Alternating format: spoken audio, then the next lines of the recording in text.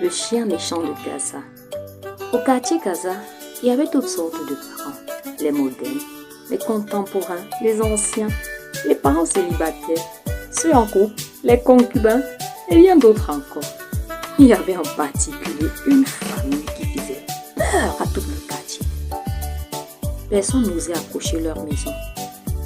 Au son de la moto du papa de cette maison, tous les enfants fuyaient et se cachaient dans la chambre au soir.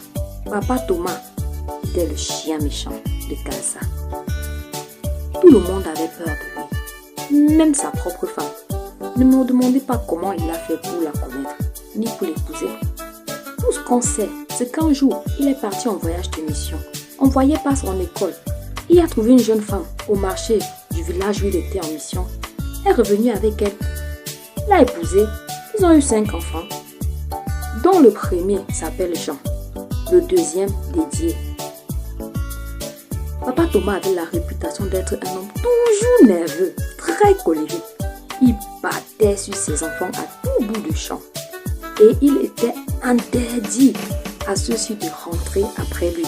Quiconque osait le faire dormait dans la cour. Interdit aux voisins d'officier dans sa cour. Quoi qu'il fût le seul à avoir le puits dans son quartier. Tout le monde préférait aller puiser de l'eau à la source. Pourtant la source était située à des kilomètres du quartier. Personne ne pouvait puiser l'eau chez Papa Thomas quand il est là. Il était difficile à vivre. Il n'avait d'empathie pour personne. Quand il passait dans le quartier et que des couples ou bien des personnes se bagarraient ou se disputaient violemment, il levait juste la tête au ciel et se disait en lui-même: chacun pour soi, Dieu pour tous. Chacun pour soi, Dieu pour tous. Mais qu'est-ce qui s'est bien passé pour que, subitement, ce monsieur méchant comme un loup, vilain et arrogant, devienne l'homme le plus doux, le plus serviable, qui a même aidé le quartier à devenir l'un des plus florissants de la ville? Entrons ensemble dans l'histoire de Papa Thomas. Papa Thomas est né dans un village de l'ouest du pays. Son père a rencontré sa mère dans une grande ville et l'a amené vivre dans son village. Sauf qu'à leur arrivée, ses parents lui avaient déjà trouvé une autre épouse. Du coup, il s'est contenté d'avoir les deux. La maman de Thomas est très vite tombée enceinte et l'a mis au monde. Mais l'atmosphère au village ne lui plaisait pas et elle n'avait jamais rêvé de vivre dans un foyer polygamique. Alors un matin, elle prit son fils et s'en alla vivre dans la capitale économique du pays. Thomas grandit donc très loin de son père et de sa famille paternelle. À l'âge de 16 ans, Thomas a quitté la ville pour partir à la recherche de son père et de sa famille paternelle. Il est arrivé dans le village. Il a cherché partout. Il demandait à tout le monde: est-ce que vous connaissez un certain Papa Kinfak? Vous connaissez un certain Kinfak? S'il vous plaît, est-ce que vous connaissez une certaine famille Kinfak? Il était comme ça dans le petit village du marché et tout le monde le regardait avec un air du genre: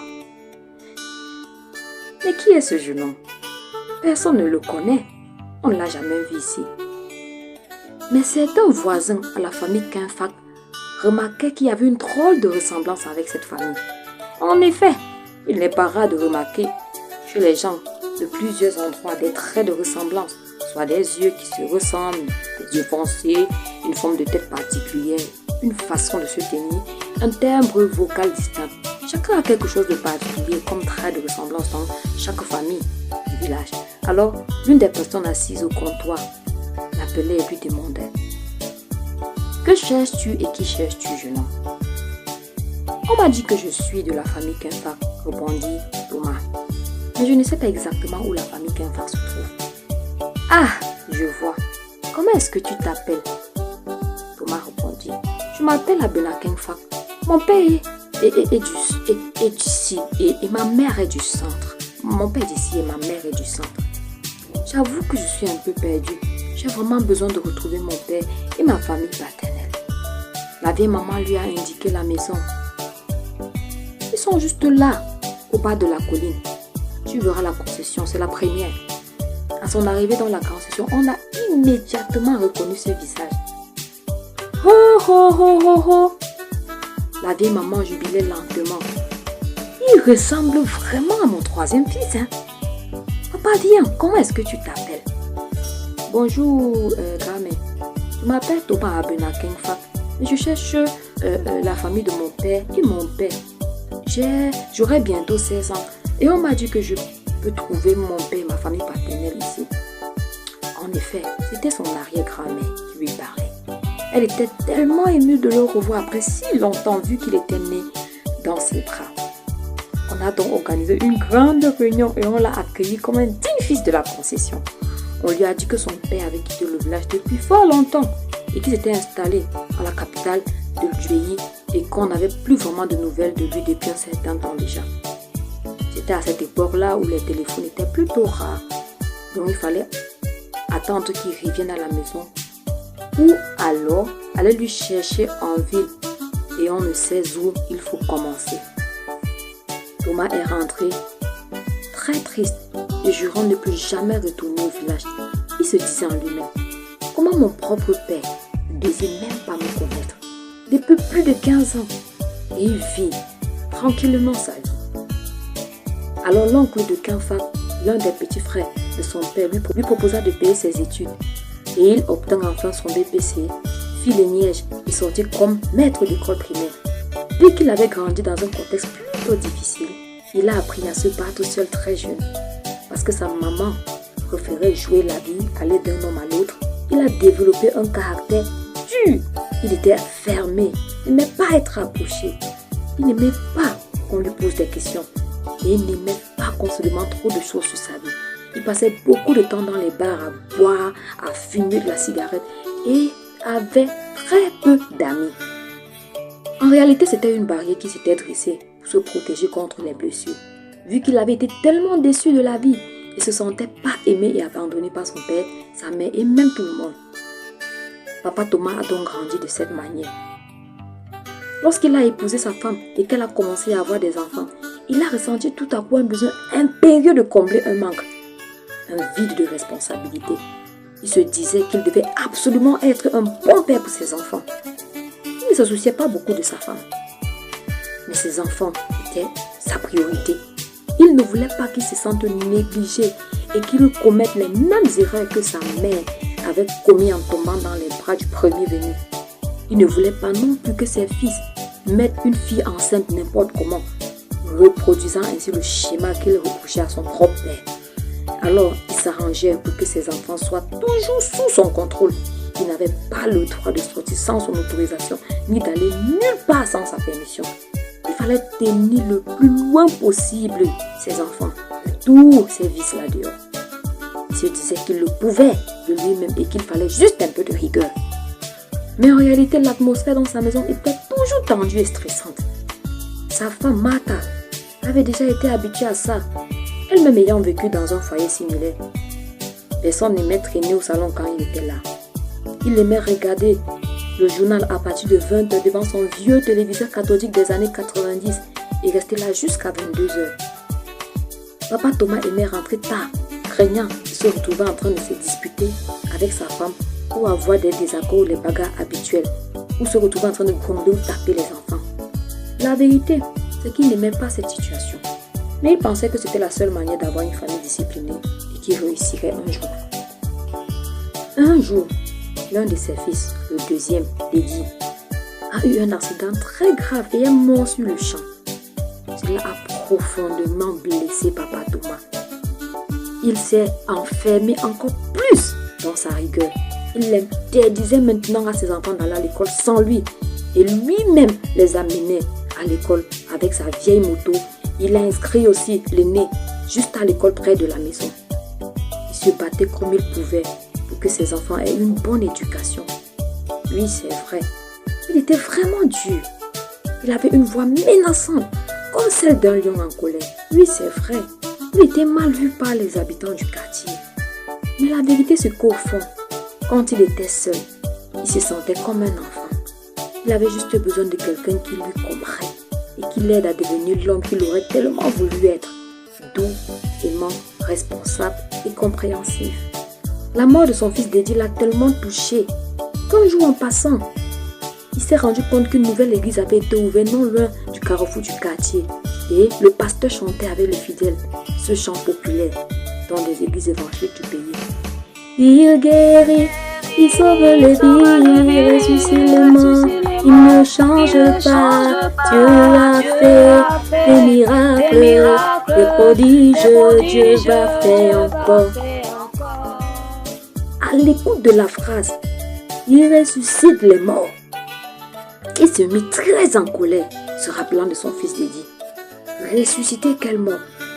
Il se souvient qu'il avait aussi beaucoup entendu de mauvaises choses sur ces églises-là, où l'on criait n'importe comment, pleurait en priant et l'on parlait des langues étranges. Papa Thomas a décidé de nuire à cette église. Chaque fois qu'il passait devant l'église, il jetait des cailloux sur le toit et proférait des insultes à tout le monde là-dedans, y compris le pasteur. Le pasteur demanda aux fidèles de prier pour lui car il estimait qu'il était une menace pour eux. Soit c'était lui qui quittait le quartier, soit c'était eux. Un jour, Papa Thomas apprit que sa femme et son fils aîné Jean fréquentaient cette église et que Jean jouait même aux instruments dans l'une des chorales de cette église et qu'il n'était pas au courant. Fou de rage, il a décidé de mettre le feu à cette église. Il est allé, il a mis l'église d'abord, sans dessus, sans dessous, pour commencer. Un autre jour encore, il a giflé le pasteur qui évangélisait dans le petit carrefour du quartier Casa. Un soir, cherchant sa femme à la maison et ne la trouvant pas, il sut où elle était allée. Il s'est donc approché avec un bâton enflammé de l'église pour la mettre en feu finalement. Mais à l'instant où il arriva, il vit tout le monde à genoux dans l'église, criant et pleurant du fond du cœur. Et il s'assit juste au dernier banc. Il s'est mis à se poser ces questions. Mais pourquoi est-ce qu'ils font ça? Est-ce qu'ils sont fous? Qu'est-ce qui se passe ici? Papa Thomas déposa son bâton juste au coin de la porte. Il s'assit. Juste au fond, là où personne ne pouvait le remarquer. Quand il a constaté que l'office touchait à sa fin, il est sorti et s'est enfui très vite à la maison. Il ne voulait pas qu'on le voie sortir de cet endroit. Mais désormais, chaque réunion du mercredi, du samedi soir, il venait en cachette. Il s'asseyait au dernier banc et sortait très vite dans la nuit avant tout le monde pour que personne ne remarque sa présence. Il a fait cela comme ça pendant 3 mois, juste pour comprendre pourquoi ils font ce qu'ils font. Un soir, il est arrivé à l'église et a été surpris de constater qu'il n'y avait aucune réunion, même pas un programme. Il s'est donc assis et a observé les lieux de cette petite église, cabossée, sans ciment et en planche. Il s'est rendu compte qu'il n'y avait rien d'extraordinaire à ce lieu. Mais pourtant, tout à coup, il vit comme une lumière blanche dans l'église, toute belle. C'est quoi cette lumière et pourquoi il n'y a personne ici? Il s'est approché de l'autel luisant d'où jaillissait la belle lumière et il s'est assis juste là, sur un banc. Tout à coup, il s'est perdu dans ses pensées. Il pensait à son enfance difficile, à sa jeunesse pénible, tous les amitiés détruites, la perte du petit Dédi et à tous ces moments douloureux. Il pensait à son caractère difficile. C'est vrai que je suis quelqu'un de difficile, je le reconnais. Je n'ai vraiment égard pour personne. Il se rappelait tous les moments difficiles de toute sa vie. Il se demandait pourquoi sa vie a été ainsi et pourquoi même il agissait comme il agissait. Tout à coup, il a entendu comme une voix douce lui parler dans son cœur.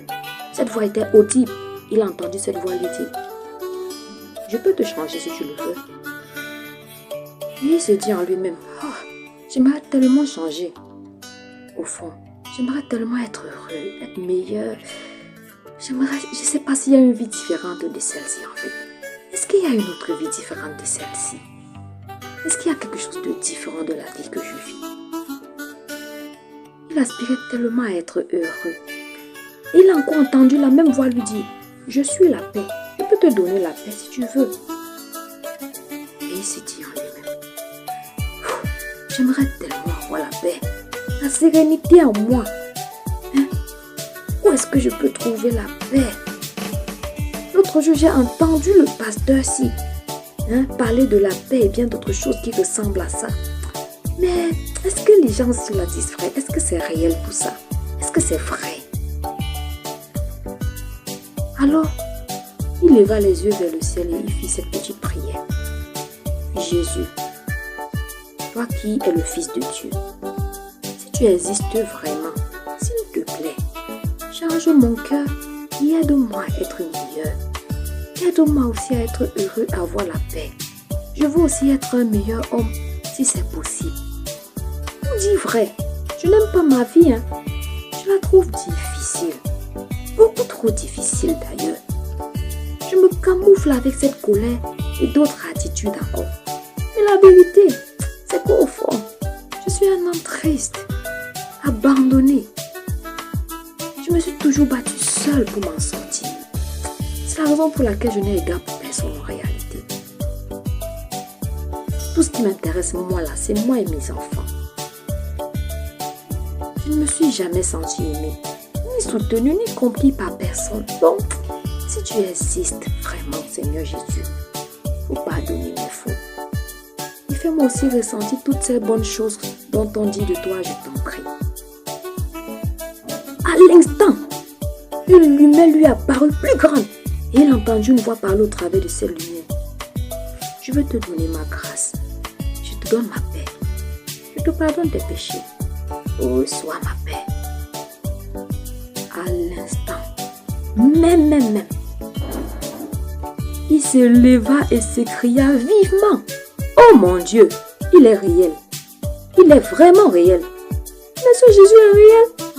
Non, c'est pas vrai ça. Mais c'est vrai en fait. Je dois absolument le dire à tout le monde. Tout le monde doit être au courant de ce que je viens de voir. Ce Jésus est vrai. Regardez comment je me sens tout à coup comme un petit enfant. Je me sens ravivé et rajeuni dans l'âme. Oh my God. Le pasteur sortit aussitôt de son petit bureau en planche quand il entendit la voix. Il prit peur et voulut s'enfuir. Mais papa Thomas courut très vite et lui salua avec vivacité, lui dit: désormais vous avez un nouveau frère et un fidèle monsieur le pasteur. Le pasteur resta là sous le choc et émerveillé en même temps. Il regardait ce grand monsieur baraqué et vieux sorti de l'église. Et c'est ainsi que l'histoire de papa Thomas changea. Il est venu à l'église le dimanche suivant et a témoigné de ce qu'il avait vécu. Tout le monde fut stupéfait. Mais c'est ce même papa Thomas qui était supposé être le persécuteur de l'église, comme Saul de Tarse dans la Bible. Maintenant, c'est lui qui est un serviteur de Dieu. Comment est-ce possible? Papa Thomas décida de chercher son père, sa mère et de faire la paix avec eux.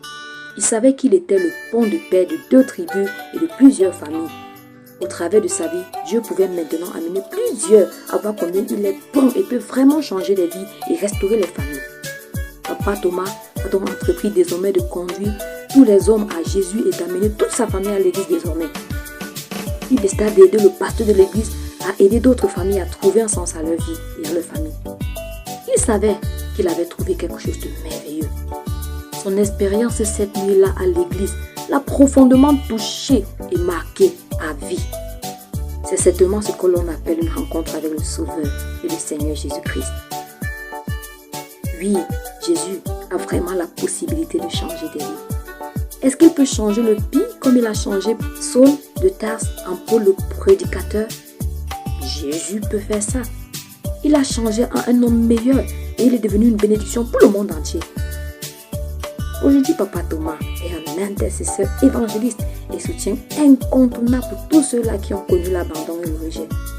Et il prie pour que Jésus change la vie des autres, que les hommes comme lui, qui se sont noyés dans l'alcoolisme, dans le tabagisme et bien d'autres vices encore pour fuir leur dure réalité, trouvent la voie du salut et la voie de la paix dans le Créateur et qu'ils soient changés.